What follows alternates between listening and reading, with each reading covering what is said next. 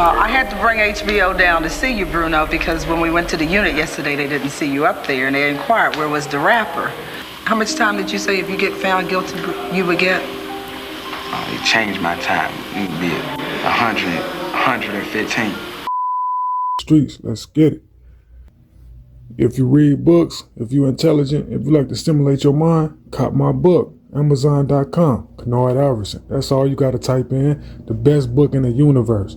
Trillions of years worth of knowledge in a nutshell. 115 years. In 1997, he was 16 years old, a kid convicted of trying to murder a police officer. Notice he has adopted the thug life mindset. Thug life. That's my philosophy, thug life. We'll tell you the definition of thug. I'm the definition of thug. Okay, what is it about you that makes you be labeled a thug? Ain't on no games. Huh? I don't go for nothing. Ain't on no games. I ain't gonna let nobody chump me if they big or small. I ain't going for nothing. I'ma handle mine the best way I can. If I got stab somebody, kill somebody, rob somebody, take somebody's stuff, do what I can. If I can't get it, then take it. What made you develop such an attitude?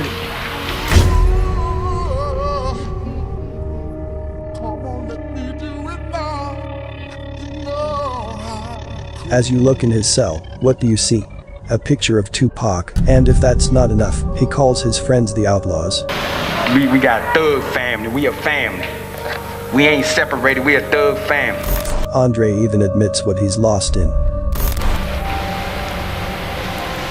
I'm still searching for myself. I'm still lost in the life of thug life. You know what a thug is? Thug is like when you go hard, you don't care for whatever. Thug is a person who ain't never had nothing. Been struggling all their life, ain't never had nothing. Don't know what it mean. You can't sit here and say you ain't never had nothing. You got a coat on, you got shoes on that cost money. You can't say you ain't never had nothing. Same to you. Man, I tell him, man, I'm thug life forever. You know, man, I'm in this shit deep. Always gonna be thug life? Yeah. The cycle continued because the brother of Andre has followed the same path. Kevin Bruno insists he's innocent. As the judge prepared to sentence him today, he became disruptive, calling the prosecutor a liar and interrupting the judge. U.S. Marshals had to forcibly remove him from the courtroom. It was March of 2013. Officer Sean Hickman was on patrol riding his motorcycle when Kevin Bruno deliberately rammed his car into Hickman, sending him flying 15 feet through the air. Hickman waited nearly 30 minutes for an ambulance that night.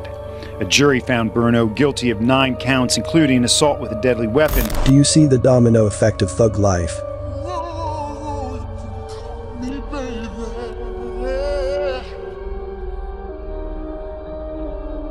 Thug life, man. You go hard, man. Fuck everybody who you want to say fuck, man. You got to get yours and fuck everybody else. You don't get yours, then you just show. No, you got to do what you got to take vibes, man.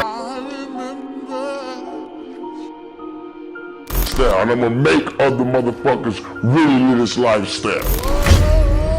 As Leanin' Honor said, whatever is being said over and over again, that's the program that is being embedded into your subconscious mind, bypassing your conscious awareness, and being embedded into your subconscious mind as a program, and then later on in life, you begin to live that programming out without even thinking about it.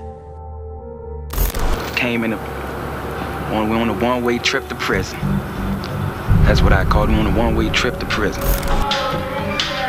Psychopath, that's what the fuck I am. So nigga, count your money and guarantee this gonna get down, nigga. Cause I'm a motherfucking soldier. My pit bull will never stop. We're trying to rock, fuck cops. Them son of a bitches trying to take me off my damn block. But that's alright, cause I'm gonna be right tight. And every night, I'm screaming thug lights.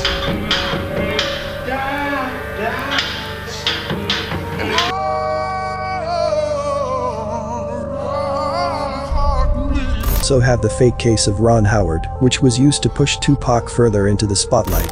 This article that was in the paper, where the guy killed an officer and then said it was because of your lyrics. I guess the actual tape was in the car or something. Kind of bad, man. Yeah, it's so much stuff, man. When you read that, what did you say? I said, whoo. I mean, I got beat up by the police before. So to me, I felt like, whoo. You know what I'm saying? But I didn't do it. So I felt like, whatever he got to do to stay out to the death penalty or whatever, let him do it. I understand where you're coming from. Yeah, but you know what the judge say? Mama said lock you up. Guilty. Now wrap that. Judge said guilty. It is said that Ron Howard dropped out of school at 7th grade. He was 18 years old and married with 3 daughters and 1 son. One night 43-year-old Trooper Bill Davidson had stopped Howard as his vehicle had a broken headlight. When Davidson approached the driver's side window of the car, he was shot in the neck. Howard drove off. He was apprehended later in the night with a 9mm pistol. The car was said to have been stolen. 3 days later, the officer died of his injuries. This story appears to be loaded with agendas. For starters, this happened around the time of poetic justice, and notice this article. It says, that day when Tupac became public enemy number 1. 1991. Tupac kicked off his rapping career with the release of his debut album Tupacalypse Now. 5 months later, Ronald Ray Howard allegedly killed the trooper. The cassette copy of Tupacalypse Now was found inside the murderer's vehicle. Defense lawyers argued at his trial that Howard's constant exposure to gangsta rap music and its anti-police messages influenced him to pull the trigger.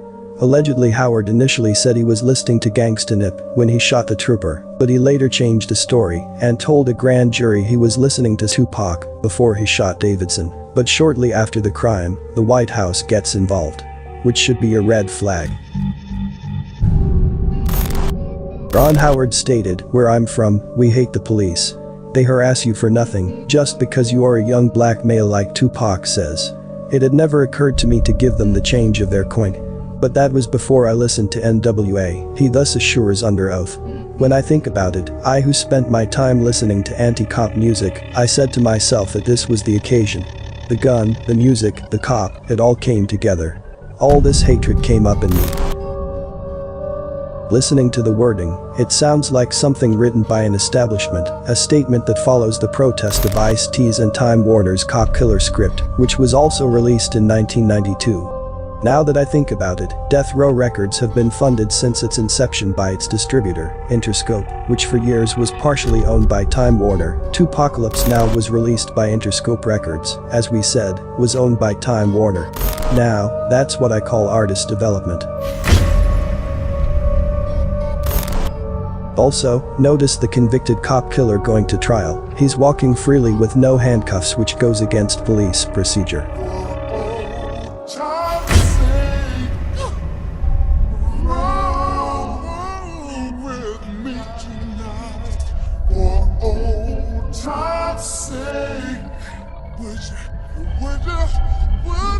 If you're saying we can't see his hands, just notice how he opened the door just ahead of the police officer.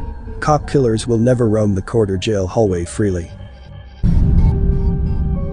The photo of Ron Howard getting arrested looks 100% staged. A photographer happened to be on scene to snap this photo of Ron looking into the camera. Yeah, right, it's all lights, camera action. Just like the Rosa Parks photo, Martin Luther King's photo, Lee Harvey Oswald, and so many more.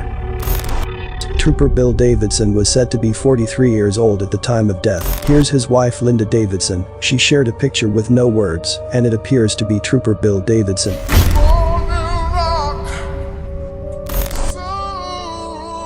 We know that it is him because of his nose,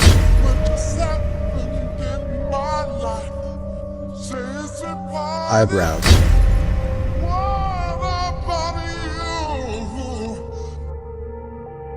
and chin. It all matches.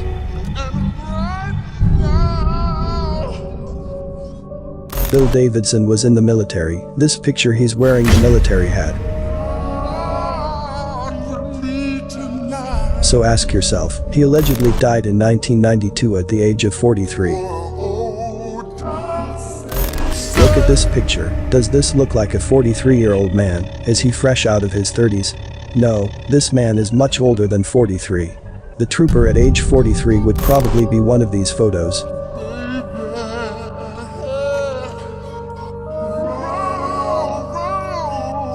In fact, the photo doesn't even appear to be the quality of a photo taken from a home camera in 1992.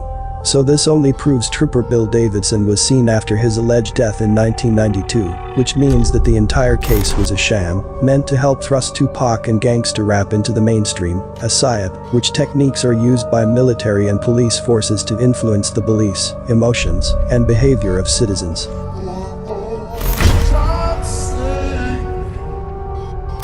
If you preach violence, the children are going to perceive it that way. And you know, you've got young minds here. You've got young children. When the child hears, go get a 9mm and blow somebody's head off, you can't do that. You know, it's everywhere. It's not just rap. It's everywhere. Stop preaching violence, and it might stop. You control your own destiny. Nobody can control your destiny. You control your destiny. Nobody.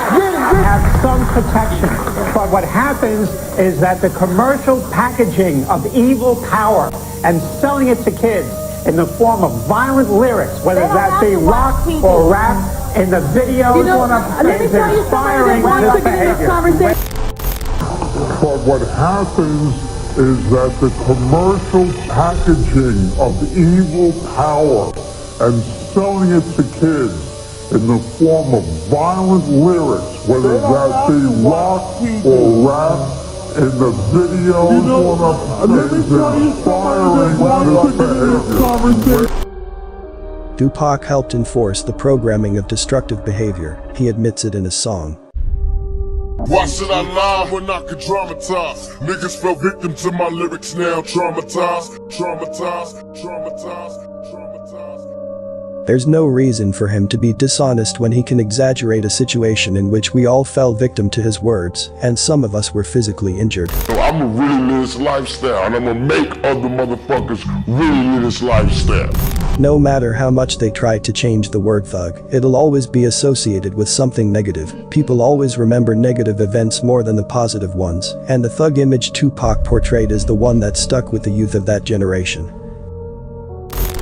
Remember, repetition helps to make a theme stand out. Look for the implicit meaning of why the writer may have chosen to repeat those words.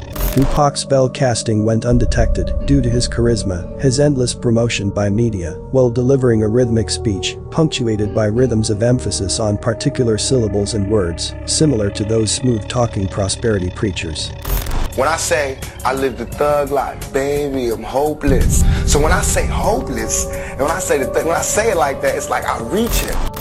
But I want to talk to some people who need to reap something that money cannot buy. If you pick up the phone and sow money, you don't even need an anointing. If you sow money, you're going to reap money. God said, I'm going to give you some movement. You need to move so God can move. God said he would move if you would move. It's why fans throw money at anything Tupac related. Tupac has become a form of religion. Rhythmic sound not only coordinates the behavior of people, but it also coordinates their thinking.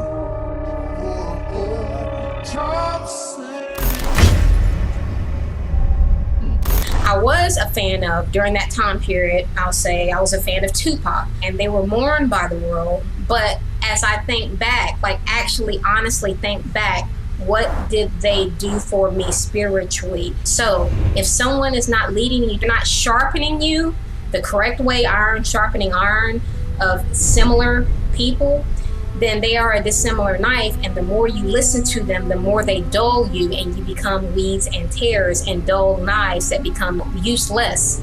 Useful to the devil, perhaps. When you put your trust in people, you know, with no morals, or people who only think about money, they end up betraying you at some point in time. What I'm trying to do, I'm trying to do is to break this kind of hypnotic trance that celebrity has on people, because I was a victim of it as well.